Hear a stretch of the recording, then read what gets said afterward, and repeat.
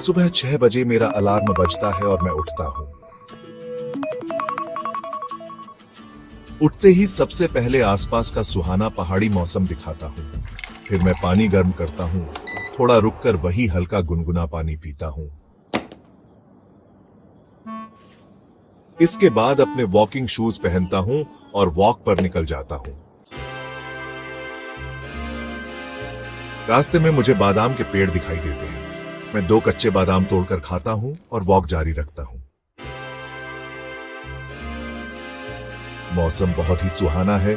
मैं लगातार चलता जा रहा हूँ। रास्ते में पेड़ों पर छोटे छोटे सेब लग चुके हैं।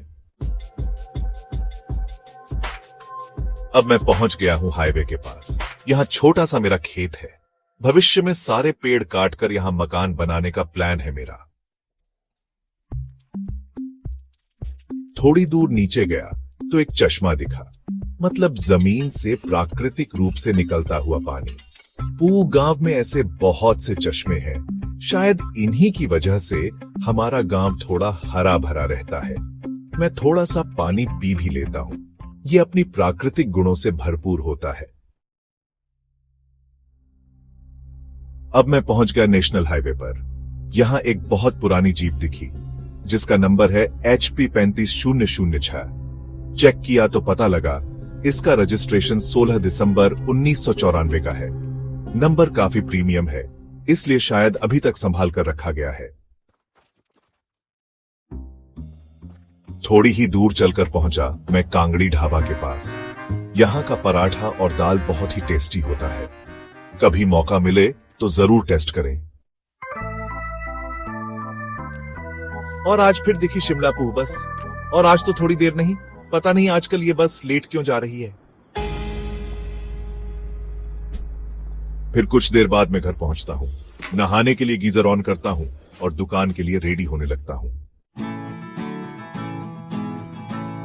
उसके बाद मैं देखता हूं किचन में क्या बना है ब्रेकफास्ट में। सबसे पहले दिखता है मेरा बच्चा। आज मैं अपनी बीवी और मेरे बच्चा को अस्पताल ले जा रहा हूं रूटीन चेकअप के लिए। आज मेरा बच्चा पहली बार घर से बाहर निकलेगा। उसको तैयार करके मेरे पापा अपने घर के मंदिर में दर्शन कराने ले जा रहे हैं।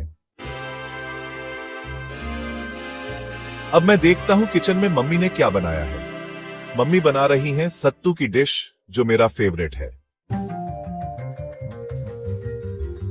साथ में मैं दूध बना लेता हूं, मम्मी का बनाया हुआ। अब मेरा ब्रेकफास्ट रेडी है। मम्मी ले आती है मेरे लिए ब्रेकफास्ट, जिसे मैं चटनी के साथ खा रहा हूं। वाकई बहुत स्वादिष्ट है। ब्रेकफास्ट करने के बाद जाने की तैयारी करता हूं। अब देखते हैं मम्मी मेरे लिए लंच में क्या पैक कर रही हैं। सब्जी और रोटी। जाने से पहले मैं अपने बच्चा को विटामिन D3 के ड्रॉप्स पिलाता हूं। कहते हैं मां के दूध में विटामिन D3 आवश्यक मात्रा में नहीं होता और बच्चों को हम ज्यादा धूप में भी नहीं निकालते, इसलिए 1 साल तक बच्चों को विटामिन D ड्रॉप्स जरूर देना चाहिए। साथ ही मैं अपनी बीवी को कैल्शियम, फोलिक एसिड और ओमेगा 3 कैप्सूल भी देता हूं। मां के सेहत का ख्याल रखना अभी मेरा फर्ज है। लंच का टिफिन लेकर अब निकलने की तैयारी है। मम्मी और बीवी भी तैयार हैं। धूप से बचाने के लिए मम्मी ने छाता खोल दिया है। पहली बार मेरा बच्चा बाहर जा रहा है। शायद सोच रहा होगा कहां जा रहे हैं हम।